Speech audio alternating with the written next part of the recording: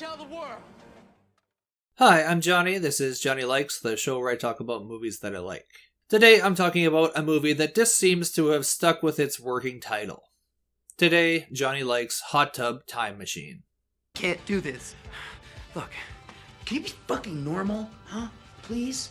Every young man's fantasy is to have a three-way. Yeah, not with another fucking guy. It's still a three-way. What about the policy, the butterfly effect? The butterfly will fucking suck my nuts! Hot Tub Time Machine stars John Cusack, Craig Robinson, and Rob Cordry as adults who were friends when they were teens but have since drifted apart. They find themselves reunited when Cordry fails to kill himself and ends up in the hospital. They decide that they should try and relive their heyday by revisiting a ski resort that they went to at a formative time in their teen years. Along for the ride is Clark Duke, who is playing Cusack's nephew. This ski resort isn't quite what they remember. It's now quite run down, and it's just another part of a dying resort town. Nonetheless, they try to keep their spirits high and decide to party it up in their room's hot tub. When they awake the next morning, they have somehow time-traveled back to 1986. They now get another chance to relive that fateful weekend and to right any wrongs that may have haunted them. And time travel hilarity ensues. This movie took me completely off guard because of how funny it was. I was expecting like a few chuckles here and there, but it turned out to be one of the funniest movies I watched that year. There's tons of improv stuff from our main guys, and it cracked me up throughout the movie. It's mostly lowbrow stuff, but I'm classy like that. And besides, it's quality lowbrow, which is more difficult to do than it might seem. The filmmakers were also quite self-aware of time travel movie tropes, and how ridiculous everything actually was that was going on, and they really leaned into it. The whole meta-humor, we are aware of how lazy this is, but we're gonna acknowledge it and go ahead and do it anyway, kind of shtick, hadn't been done to death like it has since, and it still felt pretty fresh at the time. It wasn't the first movie to do it, but it did beat a lot of others to the punch.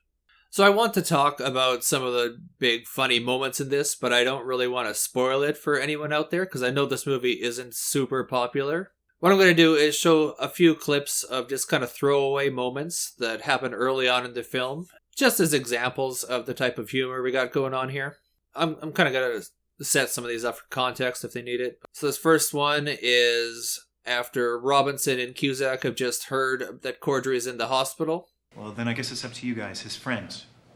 Or his friends, right? It's like that friend who's the asshole, but he's our asshole. And this is our kind of introduction to John Cusack's character. So, I did everything according to your stupid fucking plan. I took everything with the yellow stickers, and I left you everything with the red stickers. Oh, and thank you for claiming that empty plastic bottle. I was prepared to fight you on that one. And here's where we see what Cusack's nephew is up to. Interesting. Listen, I got a big court date in a few minutes. If I miss it, I'm kind of... Why do you waste your time with that Second Life bullshit? Look at you. You're still in jail. You were in jail last week. Yeah, I'm a prisoner. It's called doing hard time. Here's how Cordry feels about Clark Duke. Hey, violator. No. Oh, what the fuck is he doing here? It's nice to see you too, Luke. Look at you too, Lou. Fuck you, Jacob. You suck and you know it. You just ruined my fucking weekend. And this is the state that the guys are in on the morning after they time travel.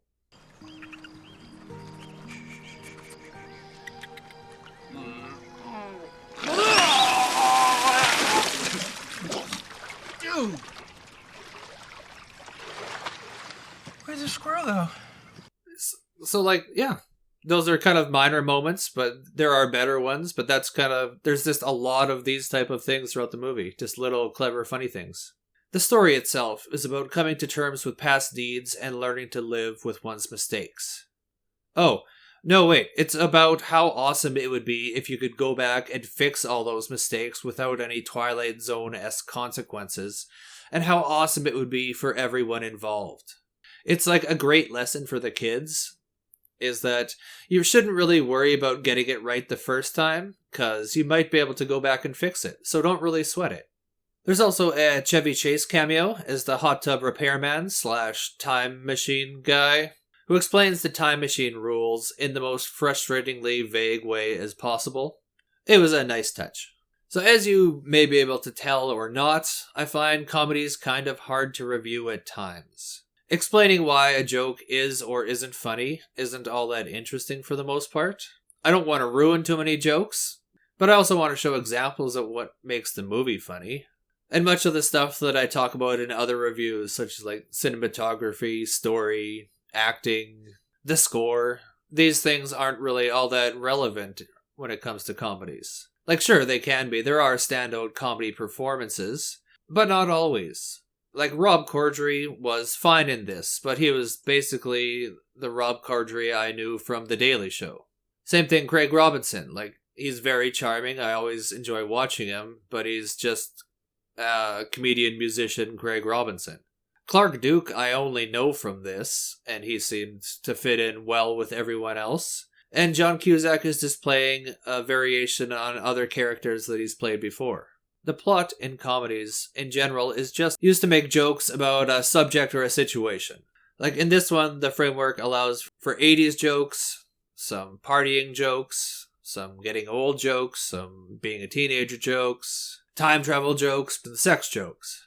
There's also some mildly touching stuff about aging and looking back at one's mistakes and trying to figure out where it all went wrong.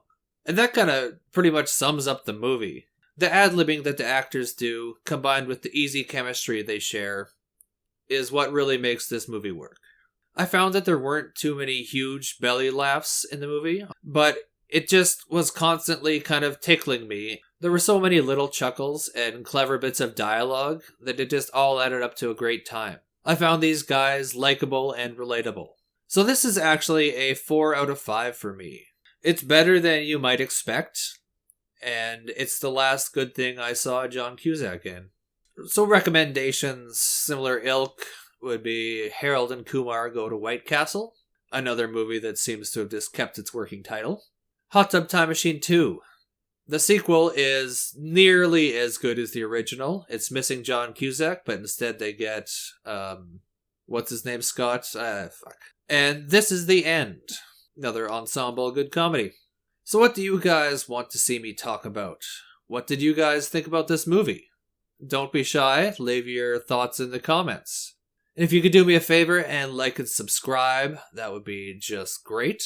Thanks for watching me talk about movies for a little while, and you can tune in next time to see what else Johnny likes. Oh my God, you still singing? Nah, that was a long time ago. Oh wow, what are you doing now? You get shit out of dogs' asses.